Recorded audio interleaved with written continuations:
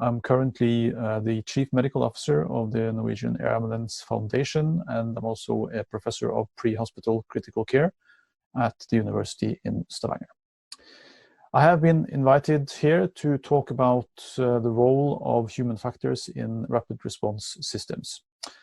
And I think this is a very important topic because I think human factors is something that we over the years and historically have been very good at forgetting is also a part of providing high quality care outside of the hospitals.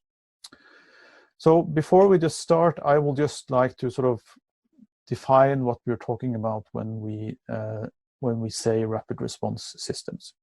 So in the European countries and all over the world, actually, there are in most pre-hospital systems specialized units that respond to critical emergencies, be it patients with severe illness or injuries. These are very often specialized units with specialized personnel on board. They often also have rapid response transport means, be it helicopters or rapid response cars.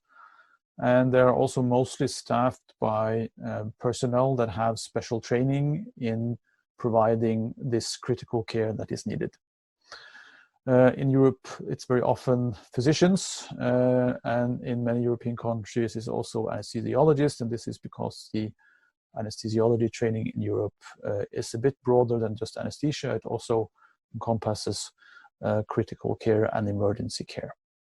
But there are also, of course, systems where there are emergency physicians and also systems where we have more specialized critical care paramedics, for example. But the main sort of thing with all these rapid response systems is that they have a specialized capacity able to take care of critically ill patients. And critical care outside the hospital is, I think, based on these three pillars. It's the medical knowledge that the providers bring with them, which again has to be good enough to handle the cases that they will meet. It has to be specialized. And then there also has to be some sort of technical skills that these providers bring with them, be it technical skills related to diagnostic tools or technical skills related to treatment. For example, advanced airway management, which is sort of the core skill that we anesthesiologists bring with us. But there's also human factors, and these three things together combined give then high quality care in rapid response systems outside the hospital. So human factors, again, it's a central part of it. It's an important part of it. Some even say it's sort of the glue that binds everything together, that makes sure that the medical knowledge is translated into something good, it's used in the right way, and also that the technical skills, for example, are used also in the right way and provided for the right patients. And human factors also have several different elements in it. And these 5 elements are something that's very often cited. Situational awareness is a central part of it. The ability to be sort of on the same level, have the same understanding and interpretation and goal of what is being provided outside the hospital, especially when we have different providers working together. Then there's decision making, the ability to make the right decisions at the right time. For example, deciding on the right treatment for the patient in the right moment, but also deciding, for example, on where the patient should go, and based on the knowledge that you have, and the ability to make these decisions. Task management is very tightly related to this. It's the ability to switch, for example, between different tasks. It's the ability to do the right thing at the right time, or even give tasks to other team members so that you sort of relieve the work burden for yourself. Teamwork is obviously important. There are very many teams outside the hospitals. I come back to that. And then there is, of course, the communication part, which is, I think, central in everything when it comes to human factors, the ability to communicate and be able to, for example, give the right orders or give the right sort of tasks to a team member, or even communicate to other team members or other work cooperating teams.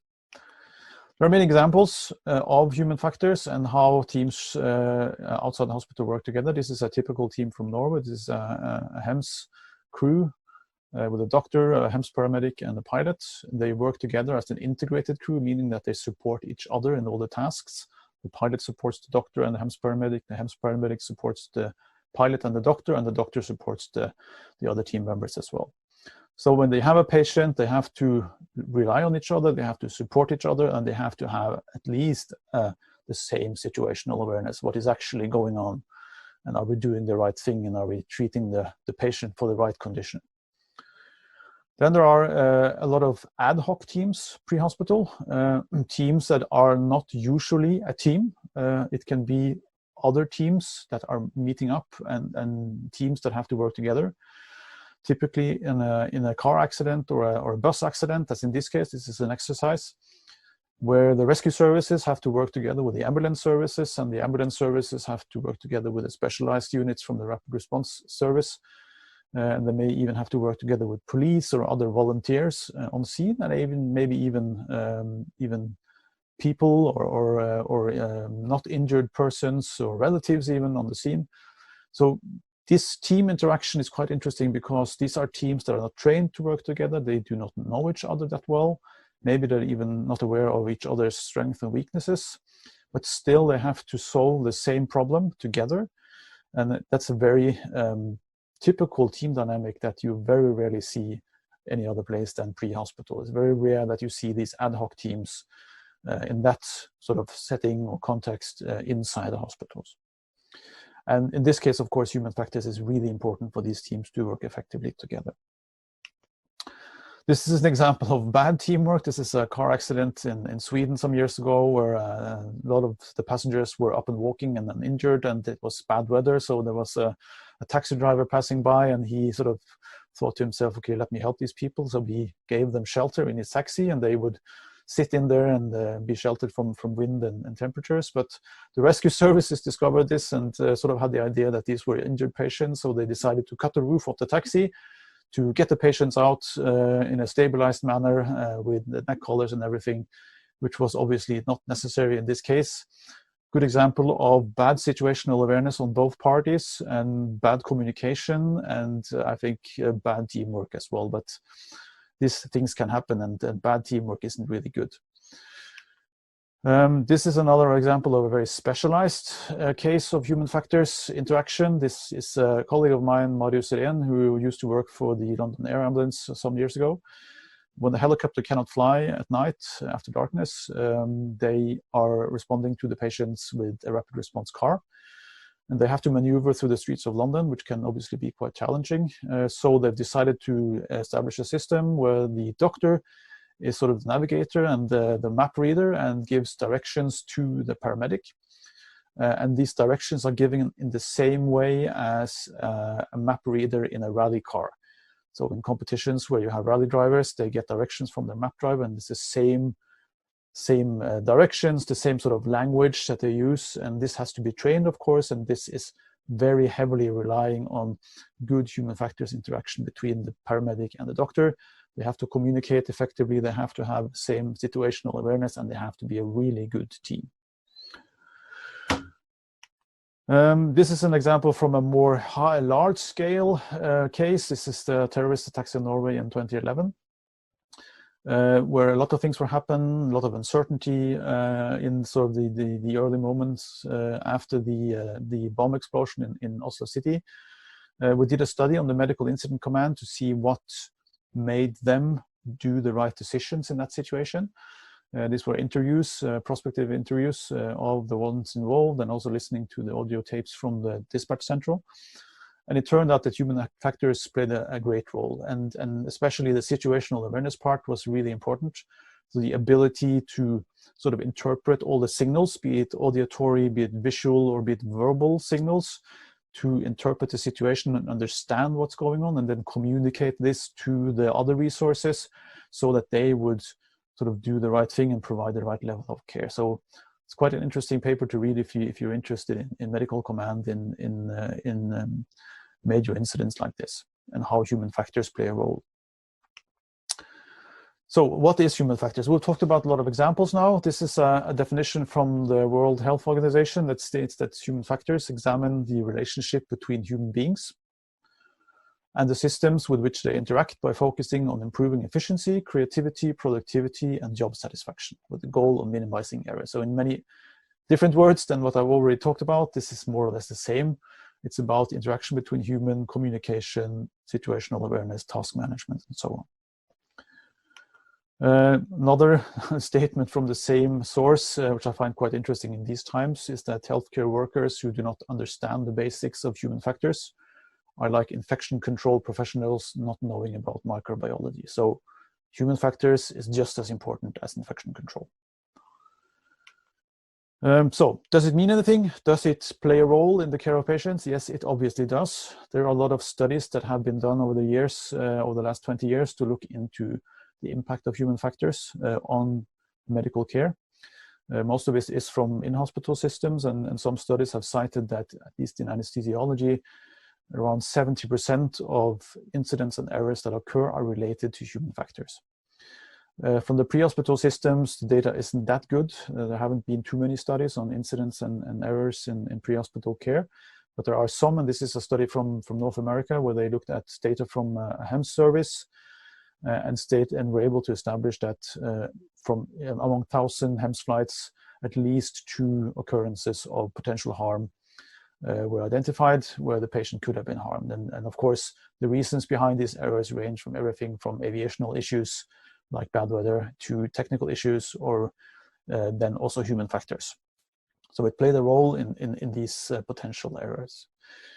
This is a study from Norway, from a colleague of mine who looked at interfacility transports of critically ill patients. This is not really a rapid response system, but it's comparable in the way that it's about critically injured patients, and it happens outside the hospital, and there's specialized personnel taking care of the patients.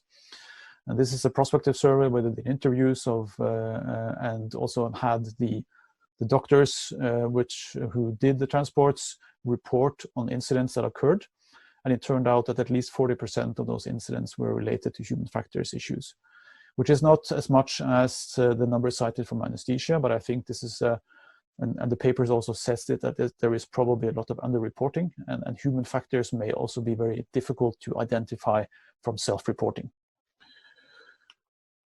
So how do we solve this problem with human factors? How do we sort of combat the potential problems that human factors can cause for our patients? Well, we have to train. There is no one born yet that is 100% good at human factors interaction, who is a good team worker from the birth. So these things has to be trained, and we have a lot of experience in this from the aviation industry. They have established their CRM courses to train their pilots in communicating and interacting well together, because they saw that when everything technically was solved and everything was sort of perfect, there still were planes crashing. And this is in many ways, excuse me, what's happening also in medicine. We're technically almost, at the top. We have good competence, but still patients are dying. So we have to train this, and the CRM concepts have come from aviation into medicine. Anesthesiology has been sort of the early adopter of this. And in pre-hospital care, there is now a concept in Europe called the aeromedical CRM course, where the crews are every year have to go through a CRM course, to be sort of exposed and train these human factors interactions that are so important to do safe HEMS work. And the special part about this is that these CRM courses are both aviational sort of in context, but also focusing on medical issues. So the problems that are, for example, discussed are very much sort of problems that are in the interaction between medical and aviational problems, for example. So the sort of conclusion from this is actually that you cannot really have a generic CRM course where you only sort of teach the generic parts of CRM. You have to have CRM courses that are in the context of what you are actually practicing. So we think it's necessary to have a CRM course for HEMS, for example, that's focusing both on aviation, rescue, and medicine. This is from a chapter in Miller's Anesthesia. I guess many of you have seen it and read it. It's a chapter by Marcus Rall and David Gaba on CRM and human factors. And this list of 15 CRM key points is, I think, very useful for many. It's a good reminder of what is good CRM and what is important when it comes to human factor interaction in medicine. And as it says in point number 11, use cognitive aids. I think this is a very good cognitive aid, this list, to sort of have in your pocket and take with you and sort of pick up every now and then when you need it, to remind yourself of how do I do good CRM. We also know that the training of CRM isn't really that good. When we compare that to, for example, pilots, we in medicine are far behind. This is a study that we did in Norway to see how the doctors in the HEM service are trained. And it turns out that the training frequency in human factors related training is very low. It's much lower than for the pilots and the HEMS paramedics in the same service. But it has increased over the years. So when we repeated the survey some years later, it turned out that the frequency of training was higher. And also the sort of perception among the doctors was that they were trained more in human factors. And between these two surveys, these two cross-sectional surveys, the ACRM course has been introduced and some other training concepts as well. Like, for example, this is an annual training camp that we have in Norway for our HEMS crews, where they meet for 5 days and train on different scenarios and different things that they have to sort of go through and train. And a very central part of this is CRM training. So as I said earlier, we have an integrated crew concept in Norway for the HEMS crews, where everyone sort of pitches in and helps each other. And this is a very central and core element in the training that we do in these 5 days. And this is repeated every year so that all the crews can go through it, and this then runs over 5 weeks so that everyone gets a chance to go to the course. Another thing that has been introduced in Norway is a weekly simulation program where crews on call get a chance to train in a simulation. It's an in-situ simulation in the sense that it's done on the base with low-tech equipment, and everything is sort of prepared and run by a facilitator who is trained in this, so that the crews have to do as little as possible. They just get sort of the briefing, then they go into the scenario, do the training, and then they have the debriefing afterwards, which is, I think, also a very core element of simulation training when it comes to human factors. And this is then also done very time effectively and resource effectively, and can be done then for crews even on very busy HEM spaces. This is an ongoing project. As I said again, debriefing is really important because that's sort of the chance to sort of pull all the elements and the essence out of human factors interaction in the training. Okay, so that was as a brief run-through of human factors in rapid response systems. And just as a summary, I think we can say that human factors plays a central part in rapid response system. It's an important element. It's one of 3 sort of pillars in rapid response systems and pre-hospital critical care. Poor human factors performance can harm the patients. Definitely, we know that. More than half, at least, of errors occurring in medicine and probably also pre-hospitally are related to human factors performance. And we know also that human factors performance can be trained, so that even though we have a lot of errors and mishaps, we can train people to avoid making those errors. So by that, thank you for your attention, and hopefully you will have some questions for me afterwards.